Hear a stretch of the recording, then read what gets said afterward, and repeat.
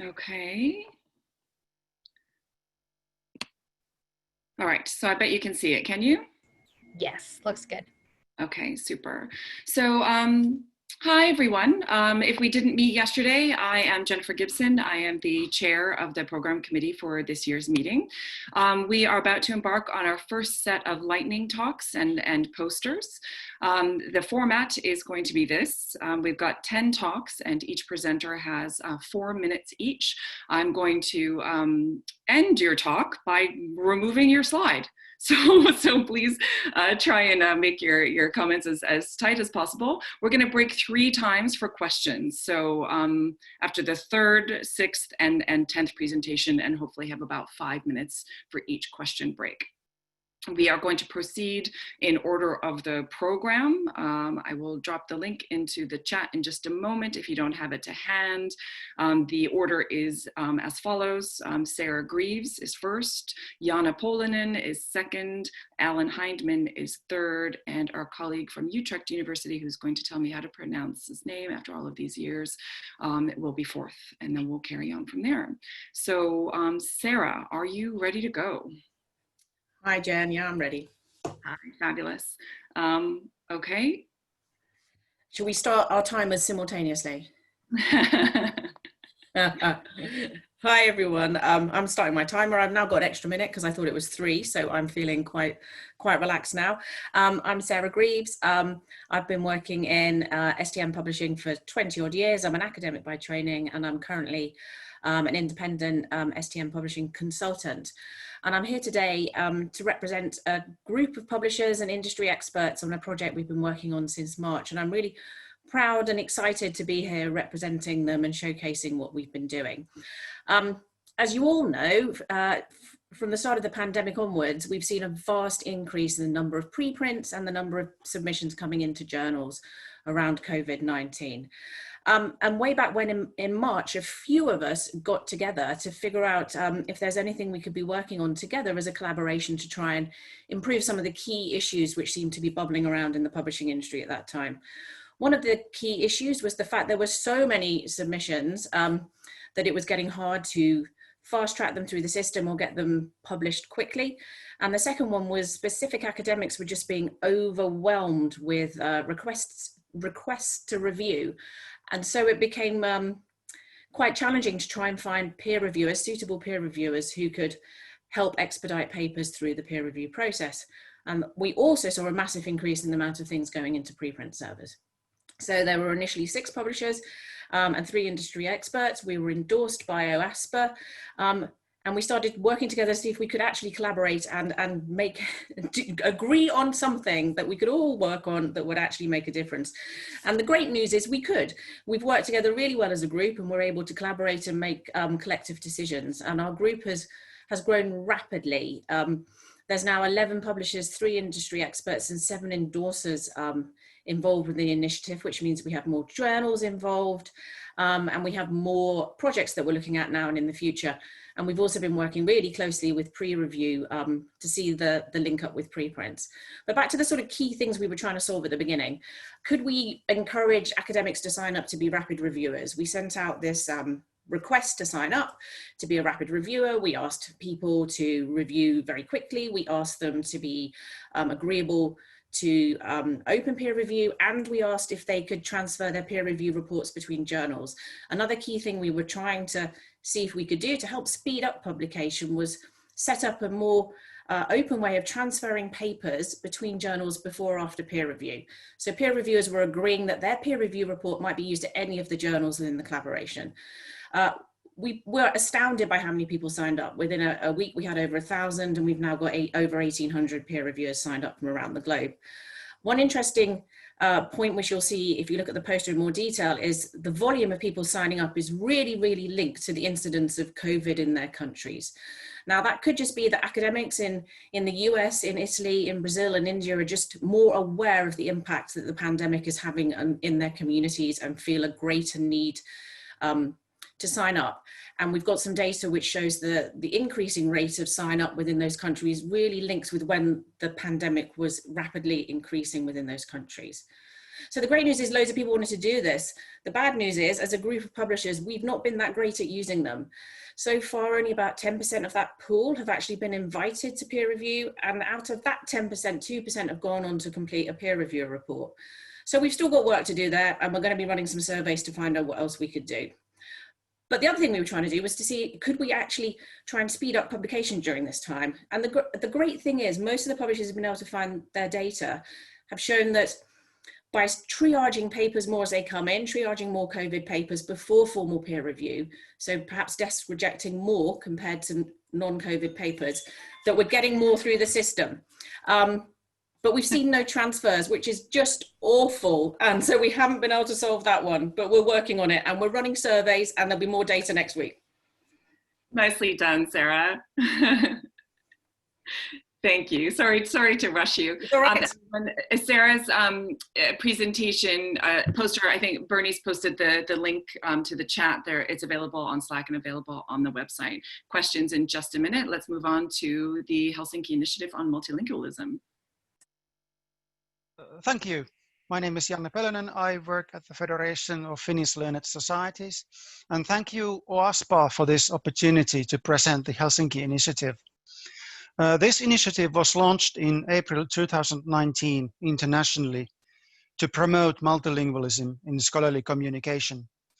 The initiative has three main goals. First, support multilingual dissemination of research results for the full benefit of the society. Second, protect national infrastructures for publishing locally relevant research. And thirdly, promote language diversity in research assessment, evaluation, and funding systems. Research, when communicated exclusively in English, risks not fully meeting all its missions.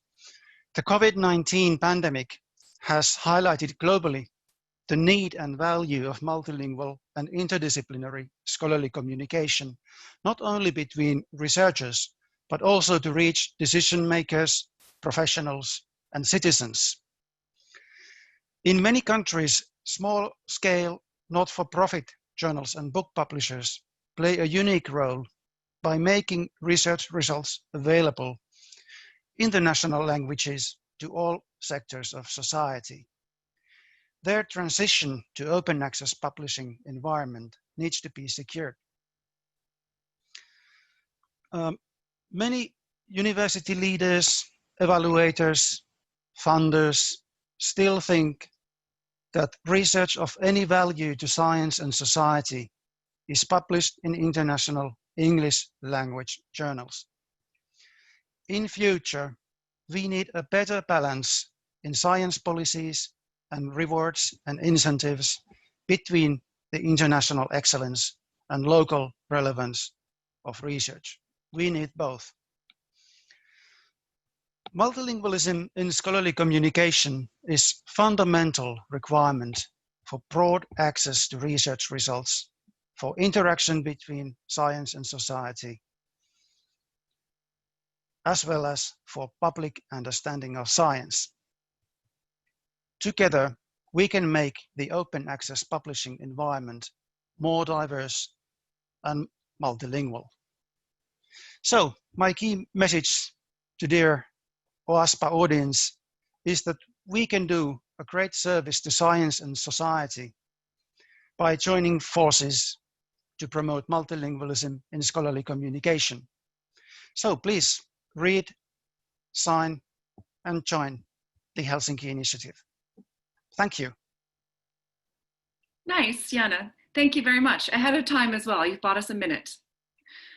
All right, that's an extra minute for questions. Let's move on to Alan from Figshare, please. Sorry. Hello, can you hear me okay? You're all set. Excellent, cool. Hello, I'm Alan Hyndman. I'm the marketing director at Figshare, and I'm going to be talking about the results of the COVID-19 section of the State of Open Data 2020. For those not familiar, the State of Open Data is an annual survey of researchers run by Figshare in partnership with Springer Nature and Digital Science, with the aim to examine attitudes and experiences of researchers working with open data. The data is used to inform the annual State of Open Data report, which presents the key findings alongside a collection of articles from industry leaders. This year was the 5th year we've conducted the survey. And when we were putting the questions together in April, the UK was in lockdown. There was a lot of uncertainty as to how COVID would affect our lives. And the research community were rapidly responding to the urgent need for information about this virus. As we were going to be surveying thousands of researchers anyway, we thought it would be a good opportunity to ask for some questions around how COVID is affecting their day-to-day research. And the State of Open Data is usually released in late October, but we recognize that this data was time sensitive and the COVID situation was rapidly evolving. So rather than sit on the data for 6 months, we just decided to draw out some key findings in an infographic and publish the raw data as soon as we could. We hope by releasing the data early, it could be used to help the research community understand the impact of COVID and react accordingly. The infographic and raw data are available on Figshare and are linked in the OASPA post-session Slack channel. So to go into some of the key findings of the 4,171 respondents, we found that 7% couldn't do any of their work under lockdown, 24% couldn't do most of their work, 35% couldn't do some of their work, and 25% could do most of their work as usual, 10% maintain all of their current work commitments. So that means 31% of researchers could not do any or most of their work. When you break down that 31% by discipline, 47% of those working in chemistry cannot do any or most of their work. 39% biology, 36% medicine, 36% in material science. Perhaps unsurprisingly, those who work in the more lab-based environments seem to be most impacted. But help is on its way. Some funders are allowing researchers to repurpose their existing grants to help tackle the virus. Of those whose research could address COVID, 43% of researchers have or are likely to repurpose their existing grant. 1/3 of those researchers working in a medical field have or are likely to repurpose their existing grants to investigate COVID-19 related questions. And some other good news, or some good news, over 1/3 of respondents expect to see an increase in the number of collaborations as a result of the COVID-19 pandemic. And in the absence of being able to generate new data or being locked down, we see a healthy increase in the amount of researchers who are going to go back over old data or reuse data of their peers to generate new research. So overall, it's a bit of a mixed bag of results. Researchers are being heavily affected, but they also seem to be responding robustly and making the most of a bad situation. Like I said, the infographic and raw data is available on Figshare, linked in the OASPA Slack channel, and look out for the rest of the results and the State of Open Data coming in November. Thank you very much. Thank you so much, Alan. Nicely done. And your audio setup is perfect. We heard you very clearly. Let's pause for questions. Just for a couple of minutes. I've just got one on the Q&A channel, and I wonder if any of the three of you want to try and answer, although it's addressed to Sarah. Sarah, if we're sharing findings as preprints and then also publishing, what can you say about the kind of the redundancy, the kind of the dual spend in resources, or what efficiencies we can find? Is it effectively publishing a paper twice? Yeah, that's one of the key things we're trying to look at. As we've all seen, there's been a vast increase in the amount of people putting their work out on preprint servers and not necessarily then formally submitting them to a journal. And we've seen preprints used in policy briefings, in government discussions, and so on, and maybe perhaps without the rigor of other peers and academics viewing those preprints.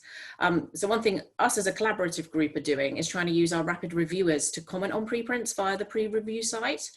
And we want to see if that helps elevate those papers or studies that are ready for a more formal peer review out of the preprints, so they can go into the journal system and try and prevent the research that perhaps isn't ready for formal peer review at a journal going into the system at the moment when there's so much going in as a submission. So that's what we're trying to look at and see if it works, and that will be interesting. A good way of trying to close the loop, as Phil Hurst would say from the Royal Society, between how journals work more closely with preprints and how we manage that interaction and the value of peer review.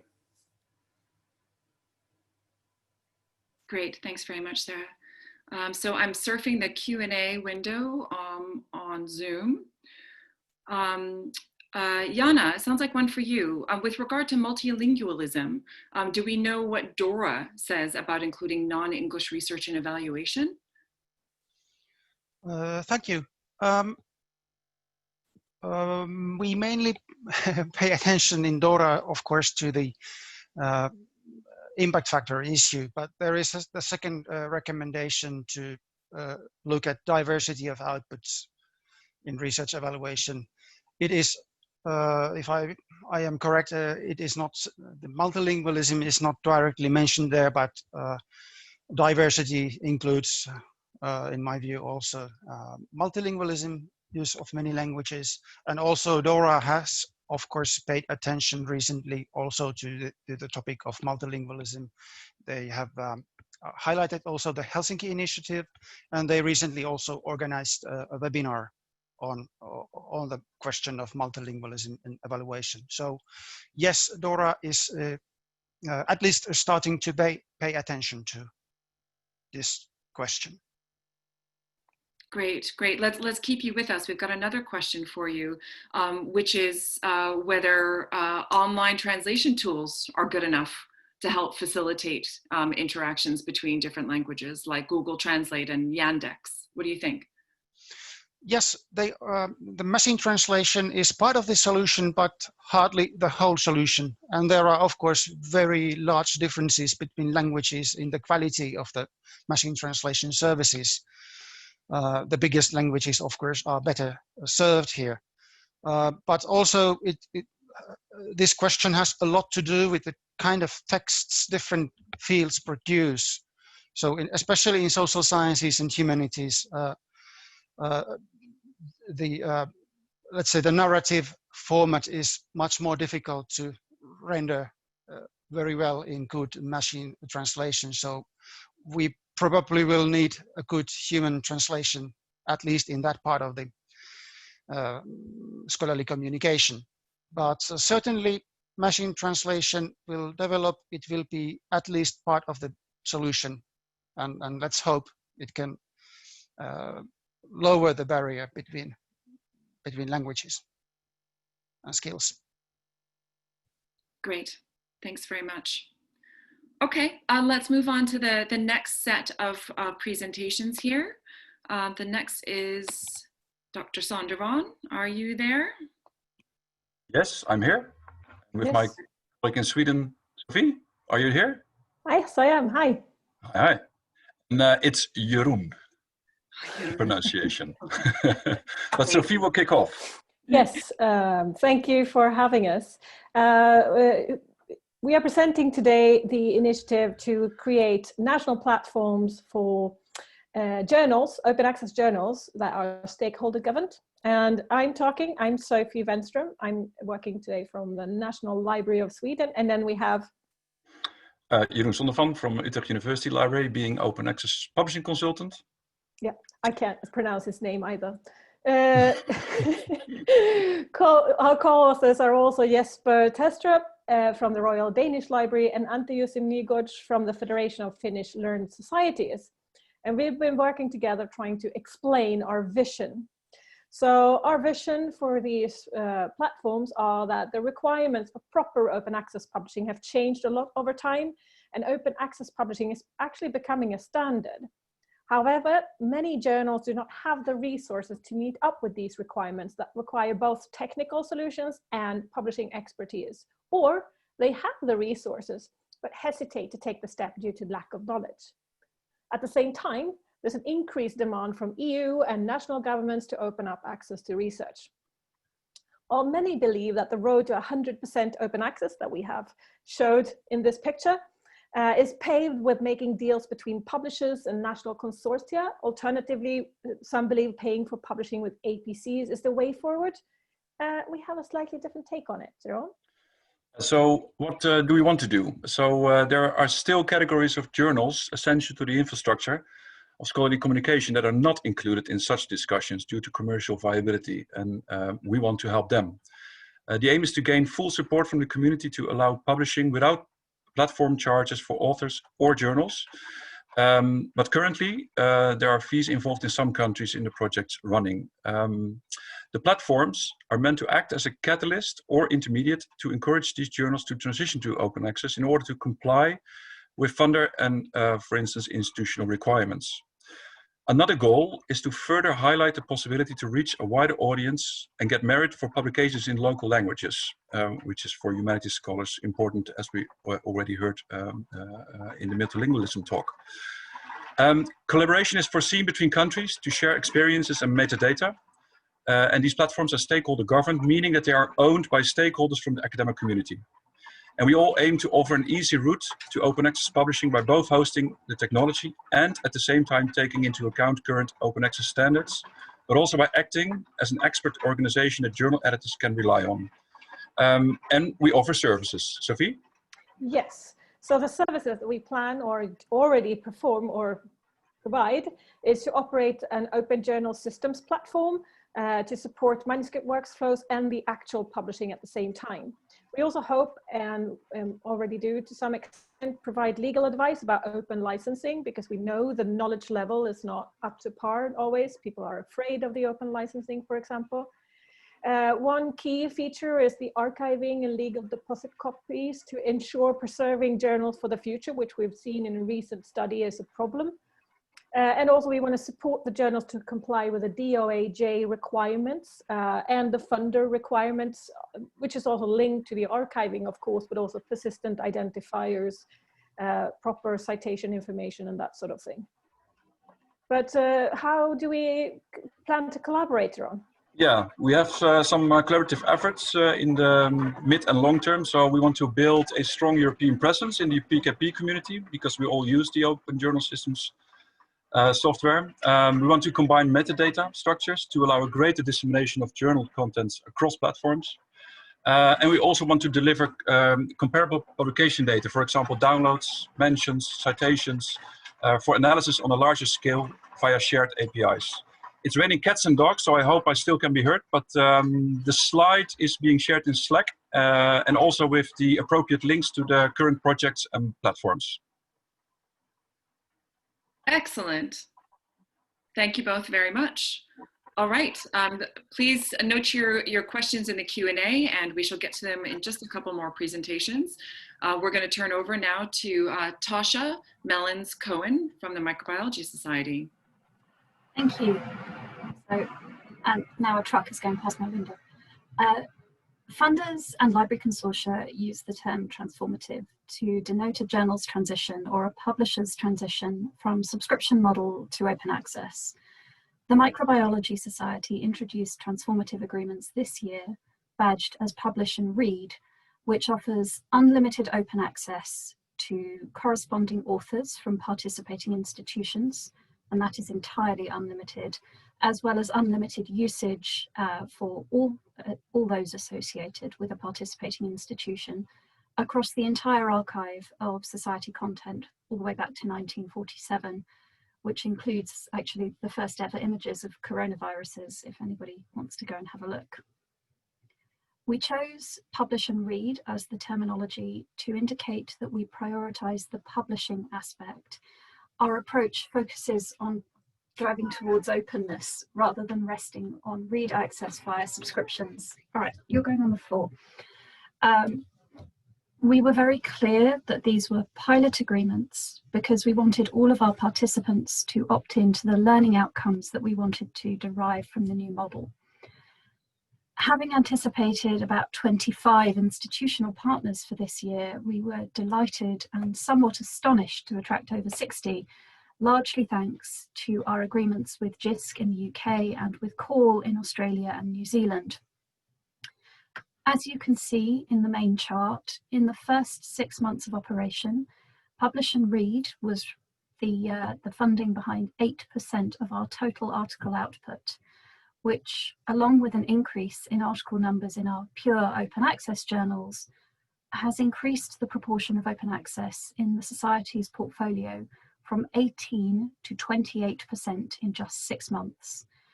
Now, a caveat here is that the impact of Publish and Read is very variable across the portfolio. Journal 5, which is a very well-established open access title, has seen 25% of articles this year funded by Publish and Read, whereas Journal 4, in which the author base is heavily weighted towards Korea, China and India, has seen just 1.3% of articles funded by Publish and Read. And this uneven distribution is the source of many of our open questions. We can foresee a future in which, for example, Journal 2 reaches a point at which it becomes sensible to flip to open access, and that is unlikely to be the case for Journal 4. What follows Publish and Read? How and when should we flip the journal? Those are questions that are very much at the forefront of our minds. So what have we learned, and what do we still need to know? First up, consortia are absolutely critical. While our Publish and Read offer is open to individual institutions, working with consortia partners can drive change far more rapidly than we anticipated. The question of how we as a small publisher can work with larger numbers of consortia is again an open question. They are by far the best way to accelerate our transition, but we only have limited bandwidth to work with them. A second learning point is that expectations vary greatly across consortia, institutions and funding bodies, but when we work with them to communicate the limitations but also the opportunities associated with our being a small not-for-profit publisher, most are able and willing to work within the constraints of what we can offer. And thirdly, that despite the simplicity of our model and despite our putting simplicity as a key goal, aiming to reduce the administrative burden on authors and librarians, there is a lot of administration required to deliver on Publish and Read, and a lot of that falls on the publishing team at the Society.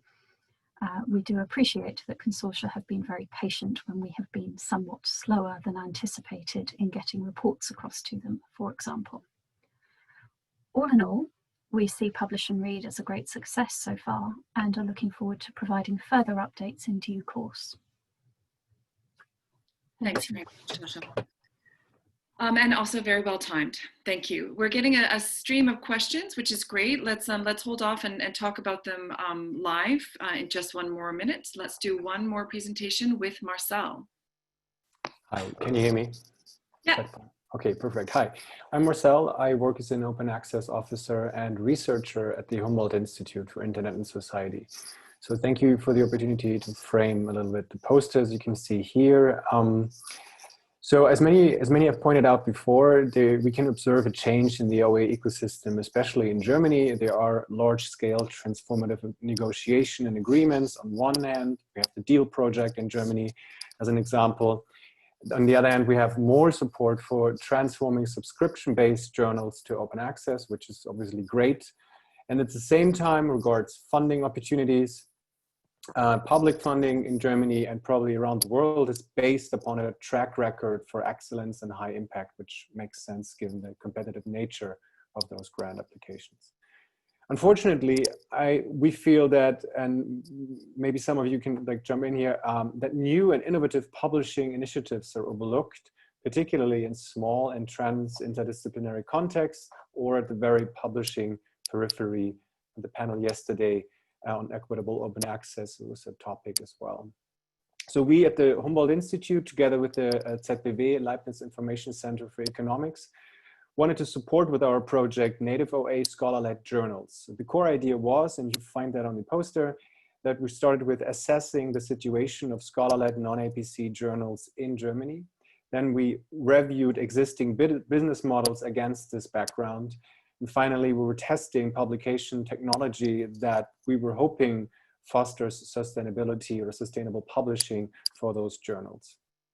Obviously, I can't go through all of it in the poster, just maybe a few preliminary findings. There will be a comprehensive overview of this in 2 forthcoming white papers beginning of 2021. So like this little sneak peek here, scholar-led non-APC journals in Germany are mostly financed through subsidies by universities or by libraries providing free publishing infrastructures for them in order to publish. Yet most of those journals are unaware of the variety of financing or business models at hand, At the same time, the existing financing options, or a lot of them, seem unsuitable because of administrative barriers, the bureaucracy wall, for instance, or a poor cost-benefit ratio. Just switching briefly to publishing technology, we found that it seems paramount to stay up to date and make wider use, more wide use of open source solutions, as well as using community-based support. ORCID, open journal systems, discussions about alt metrics, web accessibility initiatives, etc., are just a few examples on that. I'd like to just close with, again, emphasizing that we feel that there is a need for a cooperative funding model. So native OA, scholar-led journals can, survive because they are essential for a bibliodiverse ecosystem. This kind of funding and coming out of this cooperative structure has to be demand-based, transparent, standardized, and long-term. There needs to be research done on that. We're happy to join any future conversations. That's from me. Thank you very much. Thanks very much, Marcel. All right, let's move over to questions.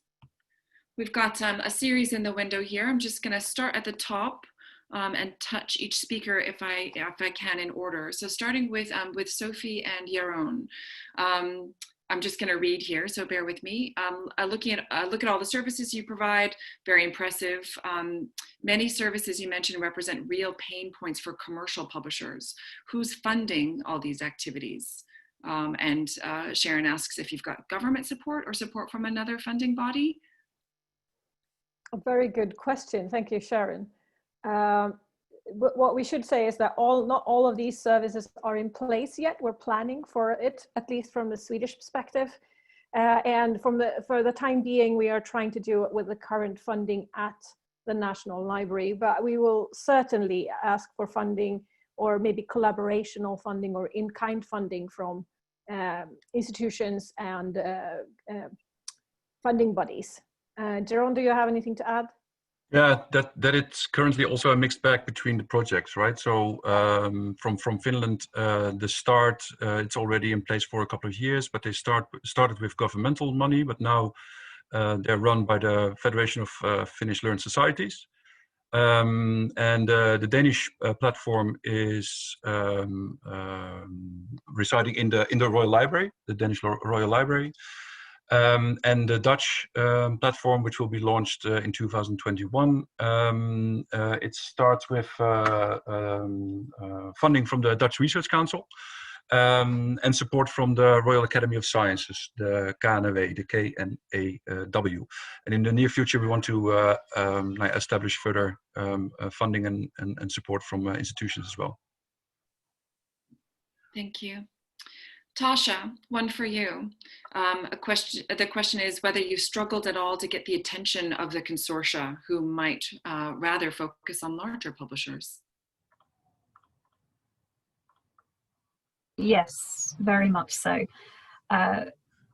We've seen a great deal of movement in the last year with consortia becoming more willing to work with smaller publishers like ourselves.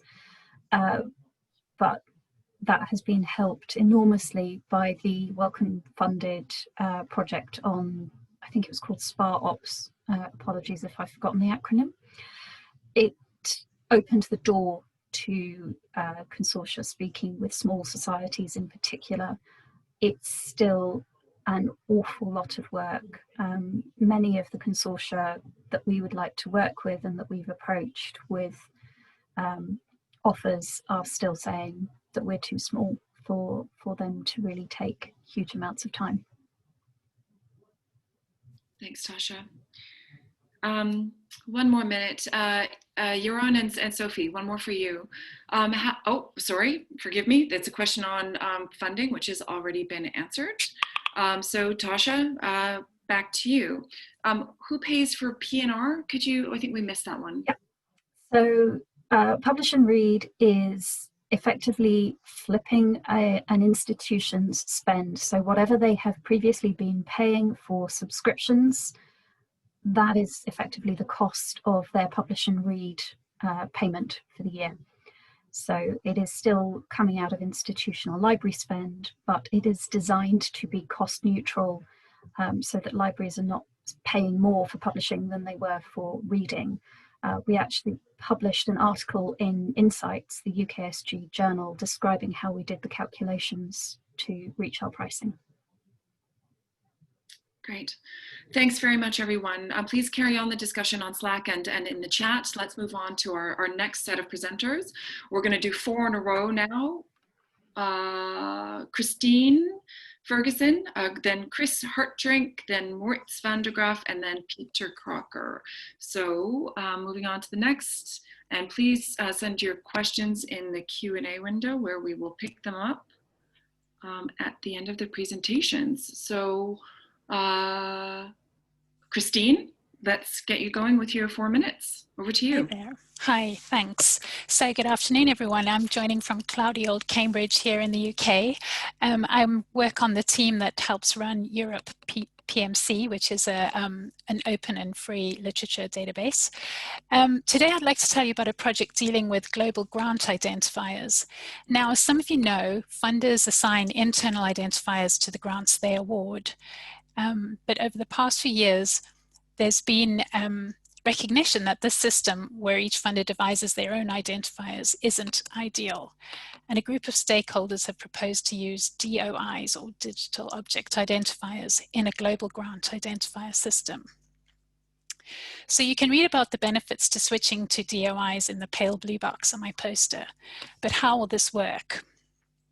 So in the green box, what I've shown you here is that first off, a funder needs to join Crossref as a member to register DOIs for grants. And a typical grant DOI is outlined here in white. So it would have a prefix that is unique to a funder, see the red bit, and a suffix that would be unique to the grant, which is the blue bit. The DOI would lead to a machine-readable bunch of information. So that's created by the funders, and this is the Crossref compatible file containing the grant information, such as the name of the PI, the grant title, dates that the grant was awarded, etc. And the DOI would also lead to a person-readable record. And here the funders need to provide an openly available online resource, which the DOI redirects to. So how is Europe PMC involved? And I show this in the navy blue boxes. So Europe PMC handles steps 2 and 3 for its funders. We already store and maintain a grants database that contains grants data from all of our 31 funders. And in 2019, Europe PMC began to incorporate DOIs for welcome grants held in the database. The Grant Finder, which is a tool on the Europe PMC's website, serves as a website for DOI redirection. So, how do you link grant DOIs to publications? Well, ideally, publishers would incorporate this into their submission workflows. And as a proof of concept, we worked with PLOS and the Wellcome Trust on a project that we undertook as part of the Freya project. So what you can see is that the DOI hyperlinks in the PLOS One article on the left lead the reader to grant information, which is in the grants database on Europe PMC. And on the right, you can see a landing page for a welcome grant that includes the title and the PI and the dates and the DOI. And importantly, it also has research outputs, other research outputs that are funded by this grant, and that you can see in the little red outlined box. It's quite small on the poster. But this means that grants are added to the ecosystem of persistent identifiers like DOIs for articles, ORCID IDs, organization IDs, etc.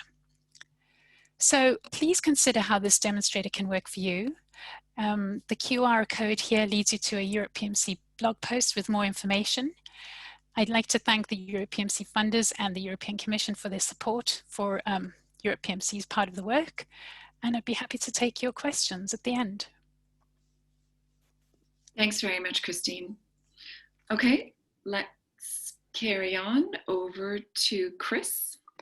We're making really good time here, so if anyone wants to stick around for a chat at the end of the poster session, please feel very welcome. Chris? Hi, everyone. So I'm Chris Huckrank from Liberate Science in Berlin, Germany. And we are working on resetting research work and focusing at the moment on resetting research publishing. And it's my first time at OASPA this year. And yesterday I was watching the talk by Alexia Hudson Ward, and she said something that deeply resonated with me. And I won't say it's a quote, but it's a paraphrase. So we privilege the work of traditional research. What about those who do the work differently? And today, my main message is also to build on that and to ask the question of, is it not that we privilege research articles, which are written in hindsight with a certain amount of distortion of the results, and in the way we publish, but also in the way we evaluate? And what about publishing differently altogether? And one of these ways could be to share as you go publishing by sharing research step by step to help reduce hindsight. And if we share our research step by step, we couldn't selectively publish. We get the opportunity to recalibrate the infrastructure, and actually we wouldn't impede regular publishing per se, because it would happen before the article is published, like preprints also do. And so in essence, the whole point here being that if we take one step in the research journey, we'd share it out, people could comment, improve the work, but also start building on it. And then once we take the next step, we link it back to our previous one, and we start building up this sort of public notebook of our journeys in our research, and we can all participate in each other's journeys in that sense. And then at the end, we could still decide to publish a regular article if we want to, or if we would need to. And this idea has been is something that I've been working on with the Liberate Science team in the past year as well. So that's also coming to fruition quite soon. And if you're interested, please feel free to reach out and scan the QR code, or just let me know on Twitter. Thank you. Thanks very much, Chris. Okay, let's do 2 more posters and then we'll stop for discussion. Ritz, you are next.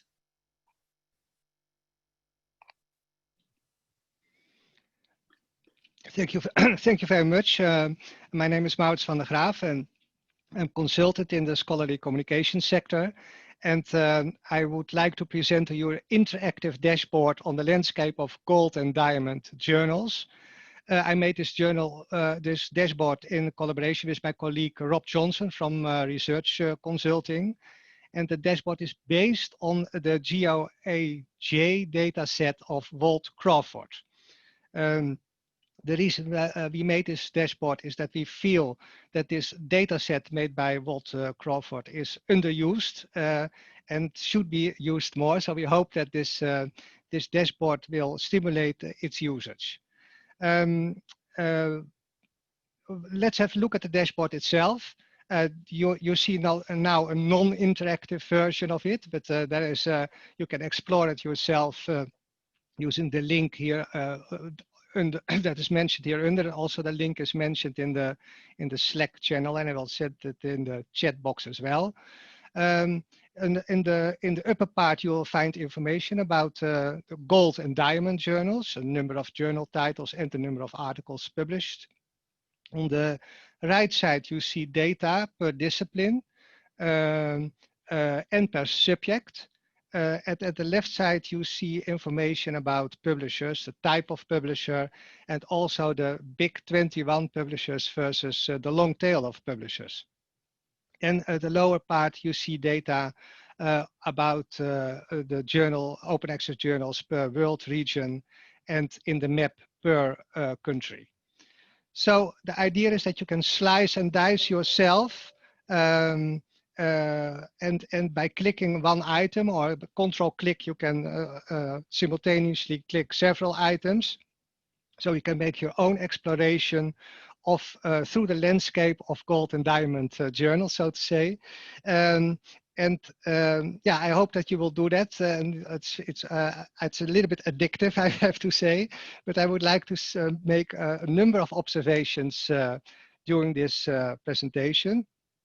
As you can see, the number of articles published by gold journals is growing rapidly over the last few years, whereas the number of articles published by diamond journals is leveling off. Another observation is the big 21 publishers. I have them defined in this dashboard as having published over 5,000 articles in 2019. There are 21 of those, and they publish exactly half of all open access articles published in 2019. And the large majority of those articles are published in gold journals. And another observation is that there are more than 6,000 publishers of open access journals, more than 6,000, and about 5,000 of them publish only diamond journals, about 1,000 publish gold journals, and about 300 publish both type of journals. And maybe a last Europe-centric observation. Nearly half of the open access journals and more than 60% of the articles are published in Europe. So I hope that this presentation made you a little bit curious and that you will explore and use the interactive dashboard yourself. Thank you so much. Right, thank you very much. I agree with Stuart Taylor. It's really fun to be able to click and play with the data. So thank you. I look forward to getting in there. All right, let's move on to our last poster of the day with Peter. Yes, thank you very much. I'm coming to you from Vienna, Austria, where we just experienced a thunderstorm. So you may still hear the occasional thunder in the background. Well, in any case, the project that I'm presenting is Kovis, a new tool to discover reliable COVID-19 research. The wider problem that we are addressing in Kovis is that researchers are currently drowning in COVID-19 papers. Depending on who's counting, between 50 and 70,000 papers have been published on the topic to date. This makes it very hard to get an overview of the research and to stay on top of it. These problems are exacerbated by the fact that many labs have turned to coronavirus research overnight without prior knowledge on the topic, as we've already heard previously in the conference. So this is why we have developed Kovis, which is a collaboration project between Open Knowledge Maps, Figshare, and it is financially supported by EOSC Secretariat. Kovis cuts through the noise. Cuts through the noise by collecting the most reliable biomedical research on COVID-19. The research is presented in a knowledge map, which is intended to give you a quick overview of the seminal works in this area. Outputs include preprints, data, and journal articles, but they also include special collections called refigures that give answers to the most important issues, such as whether a specific drug is effective. The outputs are annotated with keywords and tags, contextualized with comments, and clustered into key areas of biomedical research. Kovis is collaboratively curated by a dedicated team of subject matter experts, including researchers and students from the Wyss Institute of Harvard, University of Massachusetts, and Johns Hopkins University. In addition, we receive many suggestions for relevant resources from the wider research community. Resources are nominated in a spreadsheet and then discussed in curation meetings. Whether a resource is included depends on its exhibited impact or potential impact for moving the field forward. When there is a consensus among curators that a resource warrants inclusion, it is marked as such in the spreadsheet and automatically added to the knowledge map. Kovis is an open infrastructure. All of the source code, data, and content generated in the project are released under an open license. But not only the software and data are open. If you would like to join the curation team or have relevant resources to report, please do not hesitate to contact us via our website, openknowledgemaps.org/Kovis. And of course, we invite you to use the knowledge map as a way to quickly get up to speed on the most reliable research on COVID-19. Thank you for your attention. Excellent. Thank you so much, Peter. All right, we have got good time for questions now. I'm going to stop sharing my screen. And the questions box, I'm going to start at the top and try and hit up every speaker if I can. Rachel's question is, I believe, for Christine. No, I think it's for Chris, actually. Rachel, can you clarify? I'm sorry, I've got the presentations modeled in my head now. I'm going to move to Ivana. Ivana asks Moritz whether underlying data based on actual article level license information is underlying data based on article level license information. If so, what's the source? Moritz. That's one of the reasons we think this data set is should be more used, because Walt Crawford made the data set, we didn't. And he is counting many articles by hand. It's a miracle, but he is checking all those, especially diamond journals who don't use DOIs, or not all of them, and he's counting them by hand. So yeah, that is the I think a big added value to this this data set. Thank you. Christine, that first question was for you. Thank you, Rachel, for clarifying. Christine, with regard to grant IDs, what funders are involved? Is it European funders only, or are there plans to go more, if so, are there plans to go more global? Certainly for Europe PMC, they are European funders because that's our those are our 31 funders. They are generally from Europe, but Crossref has had a lot of interest from other funders, and I think including, I wouldn't like to talk out of turn, but I understand there are about 10 different funders involved, including European as well as US funders, so it is global. Great, thank you. Moritz, you're off answering some questions as we go here. So I'm gonna take Charles's question just so that everyone can hear.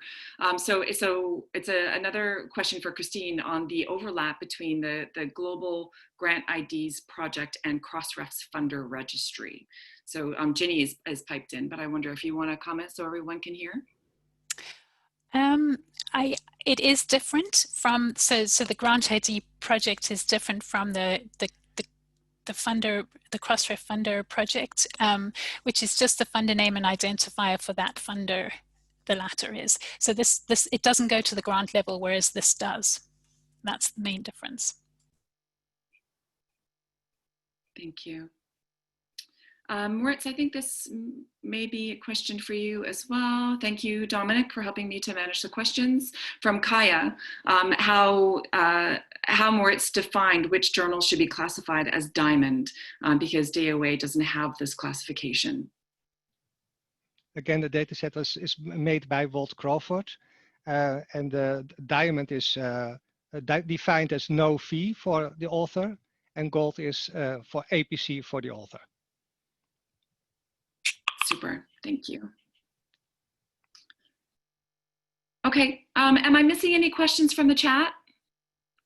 Are there any questions that have been answered or passed over in the chat that you guys think would be worth sharing out loud?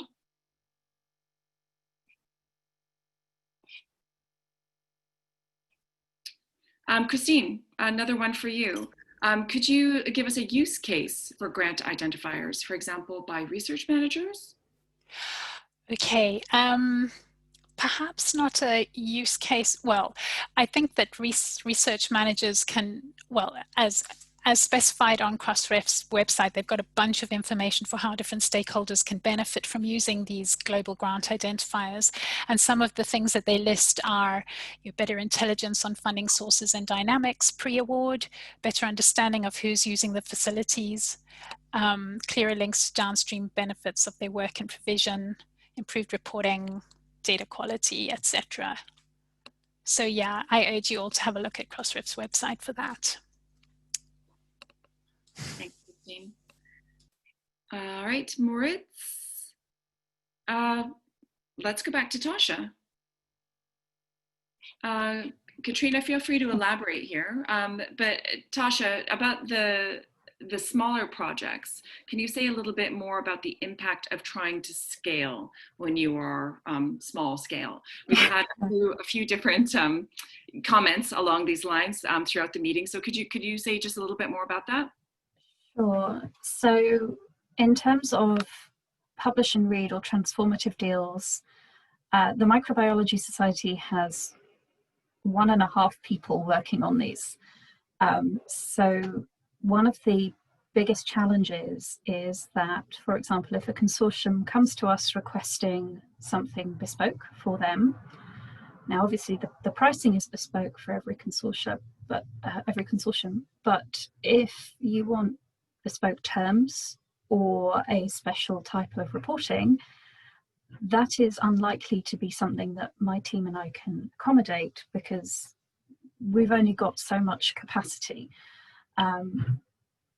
So that's one challenge. A second one that we've come across several times is individual institutions or consortia asking that we expand our publish and read deal to cover all authors, not just corresponding authors getting fee-free open access.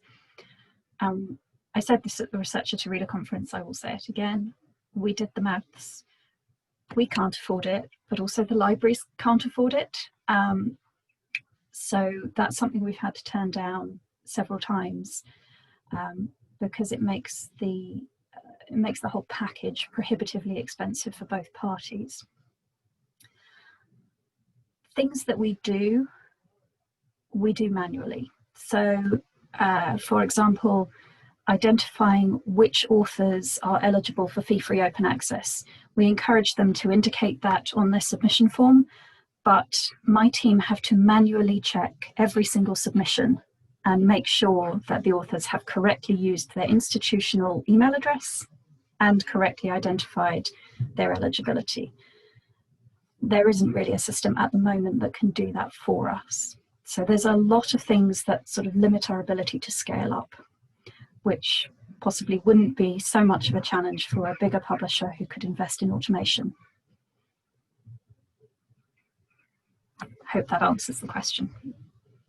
Sounds quite thorough. Are there other reactions from anyone else on the session along the lines of scaling up, the challenge of scaling up for small operations? Or scaling small, as Pierre was putting forward earlier today?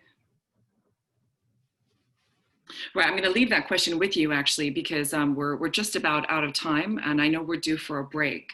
So so let's part just for half an hour and then reconvene to talk about open infrastructure and how community-owned and open source systems are important. Do continue to carry on chatting here in Zoom and also on Slack, and I will see you there. Thank you so much to all of our poster presenters for this afternoon.